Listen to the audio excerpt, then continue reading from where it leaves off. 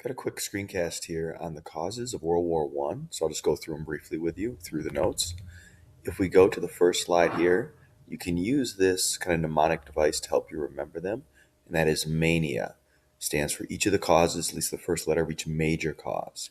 You've got militarism, which is the policy of building up a strong military to prepare for war. You might call this an arms race, competing with your neighbors to produce the largest army, navy, and weapons. We've got alliances. These are agreements between nations to provide aid and protect one another. Alliances can be helpful, but they can also be entangling. One of your friends gets in an argument and you are dragged into that argument. We've got nationalism, which is extreme pride in one's country, which again sounds like a good thing, but if you start to believe that your country is somehow better and worthy of dominating the others, that can lead to aggressive foreign policy. We've got imperialism here, when one country takes over another country economically and politically. You've got large empires. You've got empires of European nations butting up against each other. You've got more potential for conflict. And assassination. The final cause will be the assassination of the Archduke Franz Ferdinand. Quickly through the slides. Militarism, here's a better definition: the race for creating more weapons of mass destruction, desire to create large amounts of weapons, as well as building up a nation's army and navy. Again, the nations in Europe were all doing this at the same time, and the idea was they were stockpiling weapons and recruiting soldiers, and if they would ever be used, the death totals would be much higher. The alliances that I mentioned before, two major ones in Europe at this time: the Triple Alliance and the Triple Entente. The Triple Alliance is Germany, Austria Hungary, and Italy. It's counterbalanced by the Triple Entente of France, Great Britain, and Russia. So you've got those nations facing off against each other. So if Germany has a conflict with, let's say, France, maybe it draws the other four countries into it. Alliances, again, can be helpful. They can also be entangling. They can also get you into trouble. As a result, by 1907, Europe was divided into two armed and fearful camps. Here's a map to show you. Here's the Triple Alliance right through here. You can see them, all the countries in red. Here's the Triple Entente, here and here. Nationalism. The French Revolution had spread nationalism throughout most of Europe. This is the idea that people with the same ethnic origins, language, and political ideals had the right to form sovereign states through the process of self determination. This can be a positive. Nation building can be extremely positive. But when you believe that you not only have the right to form your own nation, but to dominate others and to take territory that maybe isn't traditionally yours, that's when it can be destructive. Imperialism.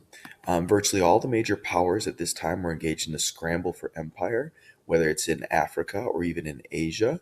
The fiercest competition was between Britain and Germany and between France and Germany. Basically, they are taking over territory in Africa for resources and trade markets. Great Britain, I'll go back here for a second. Great Britain, Germany, and France needed foreign markets after the increase in manufacturing caused by the Industrial Revolution. We're looking for markets for their goods. And if we look at the map here, it shows you Africa and how it's divided up amongst the European powers, right? If you have this large empire, you need more troops. Again, the empires kind of butt up against each other, right? These territories, and the potential for conflict is increased. The spark that starts the war is an assassination. You have a Serbian nationalist group called the Black Hand that wants to create an independent Serbia from the Ottoman Empire and from Austria-Hungary. They want that creation of their state by any means necessary, violence if necessary. And they do hatch a plan to carry out an assassination in the city of Sarajevo. And so if you look here, you can see this is the Archduke. And this is where Sarajevo is in Bosnia, or up against Bosnia here.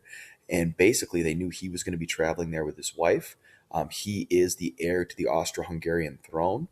Serbia wants in their own nation, and they want Bosnia maybe as a part of it, or their own nation as well.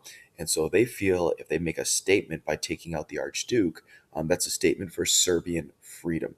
It'll either trigger a Serbian state, or it'll trigger a war that will ultimately result in a Serbian state. So The assassination happens on June 28th, 1914. Gavrilo Princip, a 16-year-old member of the Black Hand, steps from a curb while the car is driving by, uses a pistol, and fires shots into the car, killing the Archduke and his pregnant wife. This will be the event that will trigger some of those alliances and issues that we discussed before.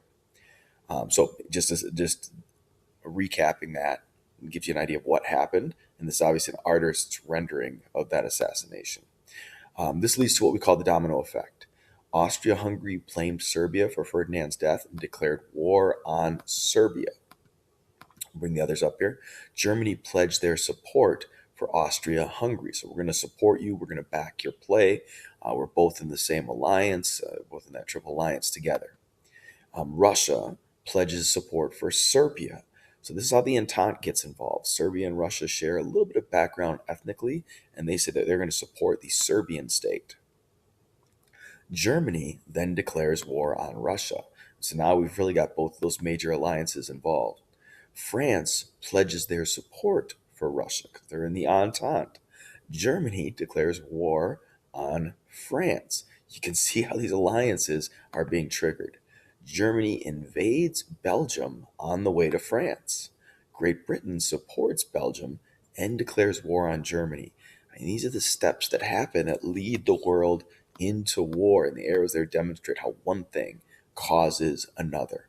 And so at the end of 1914, all these major powers are going to be fighting. The U.S. isn't going to be involved, but for us, that'll be a topic for another day. Thank you.